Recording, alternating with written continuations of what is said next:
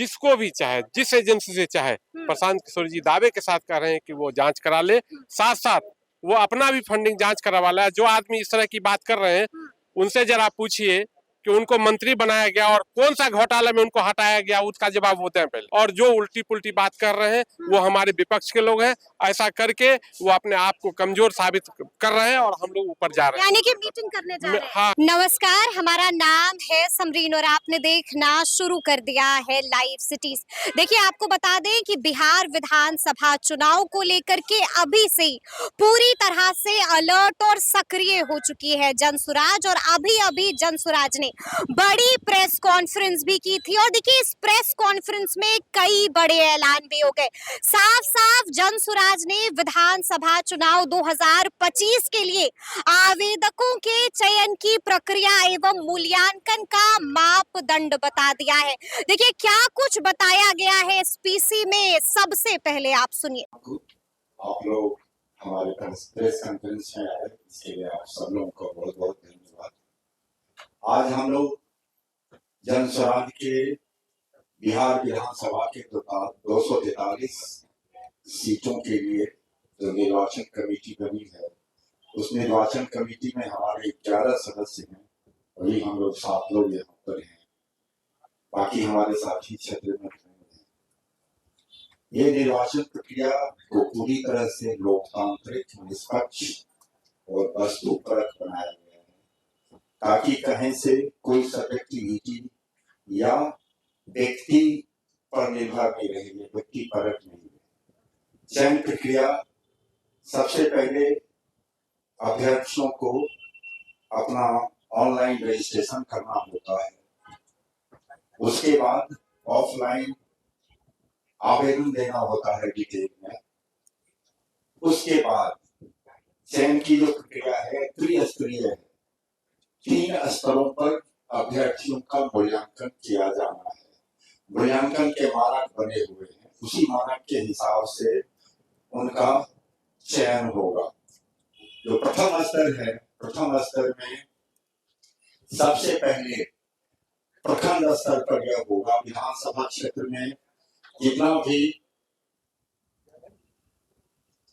भी प्रखंड है, उस प्रखंड के अध्यक्ष, उसमें महिला अध्यक्ष, वहां के किसान अध्यक्ष, युवा अध्यक्ष, वाहिनी के हमारे सदस्य और जो हमारा अनुमंडल के सांगठनिक जिला प्रमुख हैं, उनके वो रहेंगे और हमारे अभियान समिति के सदस्य रहेंगे। ये प्रथम स्तर पर जो विहित मानक है, हमारे जनसुराज ने विहित मानक तय किए हैं, उन विहित मानकों के तहत उनका मूल्यांकन होगा प्रथम स्तर में।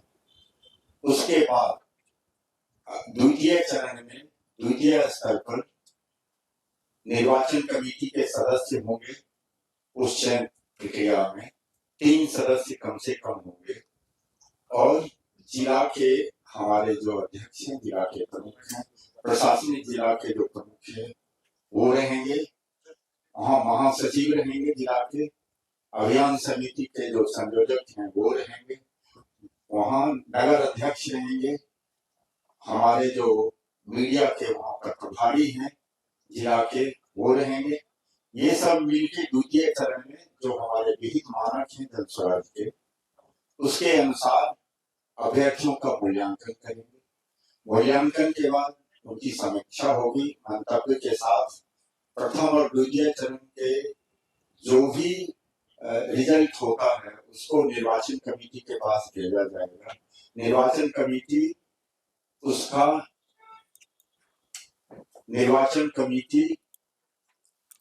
उसका समीक्षा करेगी। उसके बाद तीसरे स्तर पर थर्ड पार्टी के द्वारा अभ्यर्थियों का सर्वे होगा। थर्ड पार्टी स्वतंत्र एजेंसी है, वो 2 स्तरों पर करेगी, 2 चरणों में। समिति से प्राप्त मूल्यांकन, उसके बाद जिला समिति से प्राप्त मूल्यांकन, केंद्रीय चुनाव समिति की अनुशंसा और जनसुराज के संस्थापक सदस्यों का मत, विधानसभा क्षेत्र में जो सर्वेक्षण किया जाएगा आम लोगों के बीच, उनका रिजल्ट, सब लोगों का रिजल्ट जब मिल जाएगा तो उसकी समीक्षा होगी पार्टी के शीर्ष नेताओं के द्वारा। निर्वाचन कमेटी अपने मंतव्य के साथ 243 सीटों की समीक्षा करके वो कैंडिडेट की पूरी सूची, जो प्रत्याशी की सूची होगी, उसको शीर्ष नेतृत्व के पास भेज दिया जाएगा। उसके बाद शीर्ष नेतृत्व जून के अंत तक सभी अभ्यर्थियों का समीक्षा करके प्रत्याशियों की अंतिम सूची 243 सीट के लिए निकाल देगी। ये हमारे पूरे चयन की प्रक्रिया होगी जनस्वराज के 243 सीटों के लिए। उसके बाद जो प्रत्याशियों को करना है, जो उनके बाद 3 महीना का हमारे पास वक्त होगा, प्रत्याशी क्षेत्र में जाके अपना अपना चुनाव प्रचार कार्य करेंगे। आप लोगों के अगर कोई प्रश्न है तो लोग अपना प्रश्न दे सकते हैं। सर, मेरा प्रश्न ये है कि जो आपने किया है कि ऑनलाइन आवेदन करने का शुल्क वगैरह भी रखा गया है, कि फिर से अपना प्रश्न दोहरा दें। आवेदन का शुल्क भी रखा गया है। आवेदन का शुल्क रखा गया है 21,000 रुपया, और ये सिर्फ इसलिए रखा गया है ताकि जो गंभीर अभ्यर्थी नहीं है उनको पहले से छांटा जा सके। ऐसा नहीं कि भीड़ बढ़ जाए, हम भी करेंगे, क्योंकि जनस्वराज इसमें अपने तरफ से पूरी कोशिश हो रही है कि ऐसे कैंडिडेट को दिया जाए जो कैंडिडेट सीरियस हैं, गंभीर हैं, गंभीरता से चुनाव लड़ने वाले हैं, चाहे वो उनकी आर्थिक स्थिति कुछ भी हो, उससे मतलब नहीं है। अगर जब यह 21,000 रुपया भी उन कैंडिडेट्स के लिए, उन अभ्यर्थियों के लिए माफ किया जाएगा जो क्षेत्र की जनता 1,000 जनता से जो अपना अप्रूवल ले आएंगे कि भाई इनका माफ कर दिया जाए, इनकी जरूरत नहीं है, इनके पास पैसे नहीं है, तो ऐसे कैंडिडेट का माफ भी किया जा सकता है। तो ऐसे कैंडिडेट भी हैं हमारे पास जिनका माफ किया जा सके, हम लोग माफ कर देंगे उनका, या समिति, निर्वाचन समिति तय कर लेगी इनका माफ किया जाना चाहिए।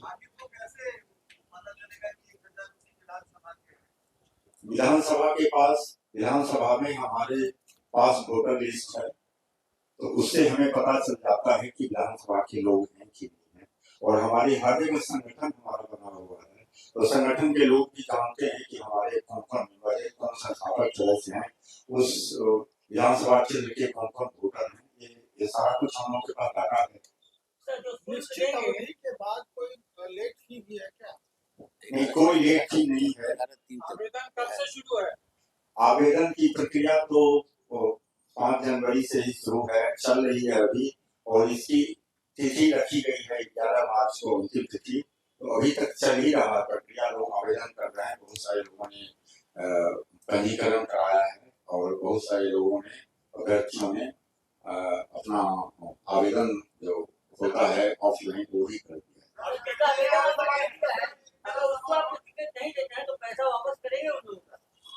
नहीं, पैसा जो जमा होगा वो पैसा वो कैंडिडेट जो अंत में एक प्रत्याशी बचेगा उस प्रत्याशी को दे दिया जाएगा। ये जनस्वराज के पास पैसा वो नहीं रहेगा, उनको अभ्यर्थियों के पास नहीं जाएगा, लेकिन वो प्रत्याशी के पास सारा पैसा जमा होकर प्रत्याशी के पास चला जाएगा।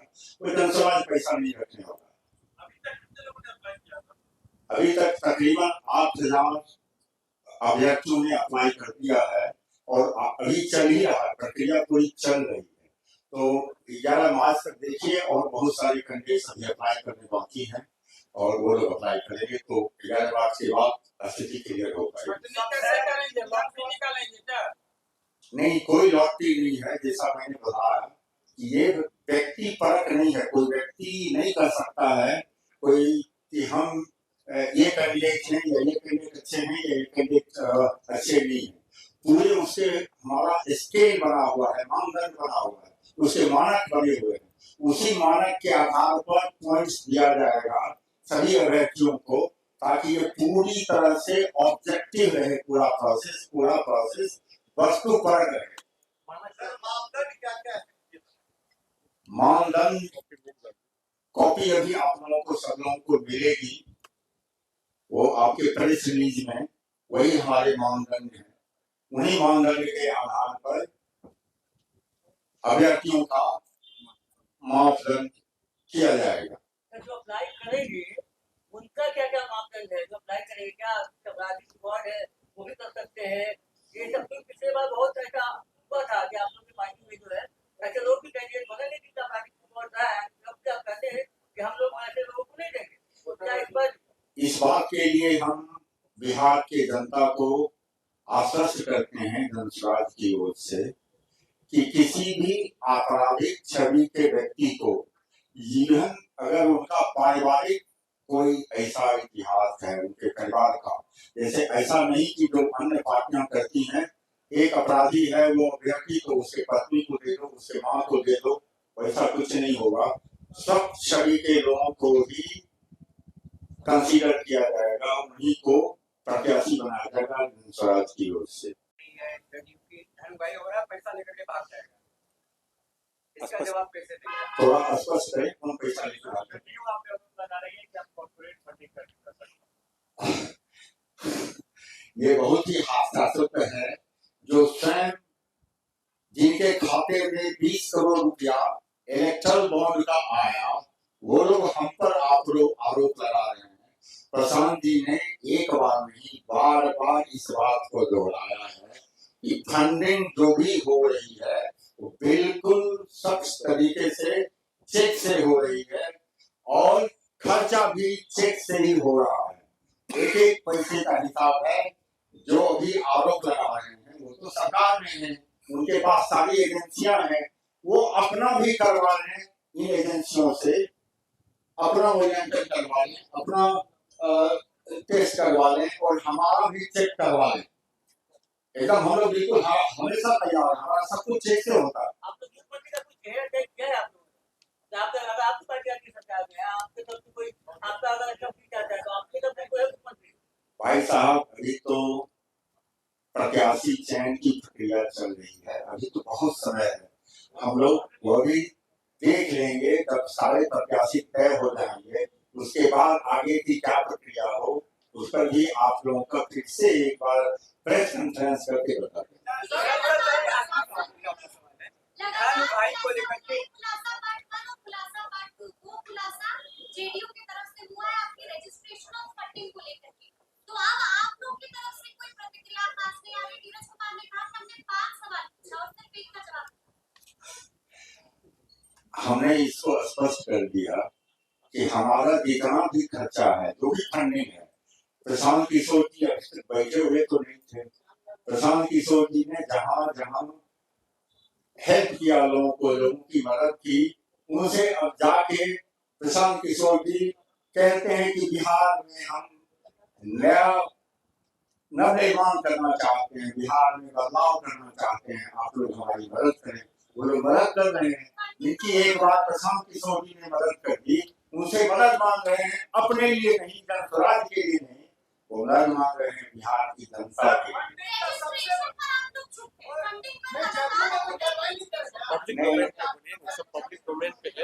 पब्लिक डोमेन में है, आपने शायद देखा नहीं हो, प्रशांत जी का इस पर बिल्कुल स्टेटमेंट है, यूट्यूब जाके देख लीजिए, आपको पता चल जाएगा प्रशांत किशोर जी का इस पॉइंट पर बिल्कुल स्पष्ट मत है।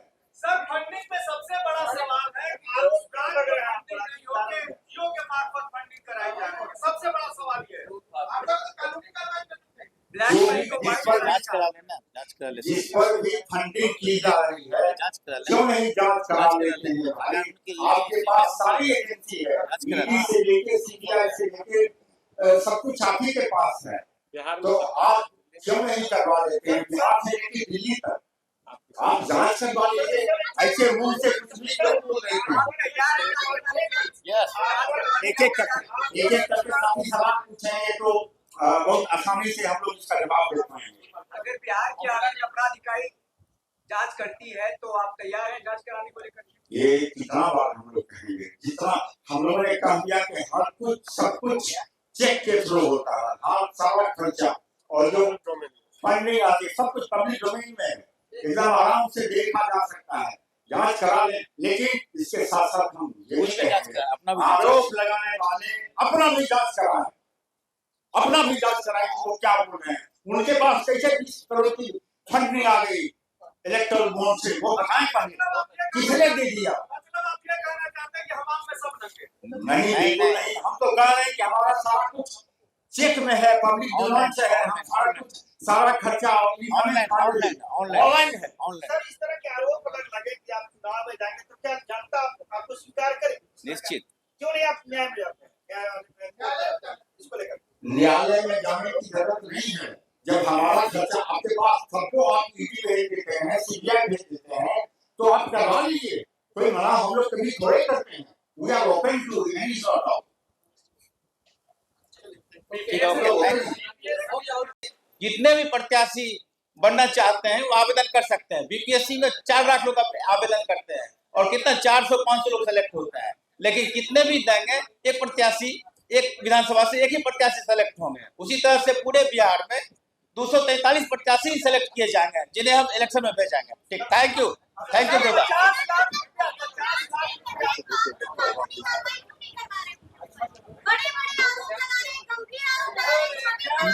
अरे मैडम, जिन्हें भी जो आरोप लगाना है लगाने दीजिए। हम लोग हर जांच के लिए तैयार है और समय आएगी तो उनकी सबकी मुंह बंद हो जाएगी। Thank you. स्वराज के नेता भी हैं, हमसे बातचीत करने के लिए सरवर जी भी मौजूद हैं। बड़ी प्रेस कॉन्फ्रेंस कर दी है, लेकिन अब भी जवाब इस सवाल का नहीं मिला है कि आप लोगों के रजिस्ट्रेशन और फंडिंग पर खूब कटाक्ष कस रहा है जेडीयू। क्या कीजिएगा? कानूनी कार्रवाई कीजिएगा कि नहीं कीजिएगा? नहीं, देखिए, सबसे बड़ी बात है, आपको बार बार प्रेस में आदरणीय प्रशांत किशोर जी कह रहे हैं कि जो भी हमारा पैसा खर्च हो रहा है या पैसा आ रहा है वो पब्लिक डोमेन पे है। जिसको भी चाहे, जिस एजेंसी से चाहे, प्रशांत किशोर जी दावे के साथ कह रहे हैं कि वो जांच करा ले, साथ साथ वो अपना भी फंडिंग जांच करवा ले। जो आदमी इस तरह की बात कर रहे हैं उनसे जरा पूछिए कि उनको मंत्री बनाया गया और कौन सा घोटाला में उनको हटाया गया, उसका जवाब होते हैं पहले नीरज जी को चुनौती बिल्कुल, हाँ बिल्कुल। क्या है, चलिए वो तो ठीक है, लेकिन ये बताइए आप लोग कानूनी कार्रवाई कीजिएगा, कानूनी कार्रवाई नहीं कीजिएगा? क्योंकि छवि तो खराब हो देखिए, रही है। इस तरह की बात आ रही है। आदरणीय प्रशांत किशोर जी के साथ हम लोग एक कल या परसों में बैठ रहे हैं। बैठ के उस पे जो भी निर्णय होगा वो आप लोगों को बता दिया जाएगा। और जो उल्टी पुल्टी बात कर रहे हैं वो हमारे विपक्ष के लोग हैं। ऐसा करके वो अपने आप को कमजोर साबित कर रहे हैं और हम लोग ऊपर जा रहे हैं। यानी कि मीटिंग करने जा रहे हैं। हाँ, करेंगे। और उसके बाद ही तो सुना आपने कि क्या कुछ बताया गया है यहाँ पर। देखिए, बड़ी बड़ी बातों का जिक्र हो गया है और यहाँ पर चर्चा जेडीयू एमएलसी नीरज कुमार की भी हुई थी। देखिए, आपको मालूम है कि जेडीयू भी पूरी तरह से एक्टिव हो गया है और कोई मौका जनसुराज को घेरने में नहीं छोड़ रहा है। खुलासा पार्ट 1 और खुलासा पार्ट 2 भी हो गया है। जनसुराज के रजिस्ट्रेशन और फंडिंग को लेकर भी बहुत कुछ कहा गया है और जैसे ही हमने ये सवाल पूछा जनसुराज के नेता से, वो भड़क उठे थे और भड़कते हुए क्या कुछ जवाब दिया था वो भी आपने सुना है। तो अब देखना होगा कि आगे आगे क्या कुछ होता है। तो फिर ये पूरी वीडियो, पूरी जानकारी आपको कैसी लगी है, कमेंट करके हमें जरूर बताइएगा। तो ऐसे तमाम अपडेट्स के लिए बिल्कुल ऐसे ही हमारे साथ बने रहिएगा और देखते रहिएगा लाइव सिटीज। बहुत शुक्रिया।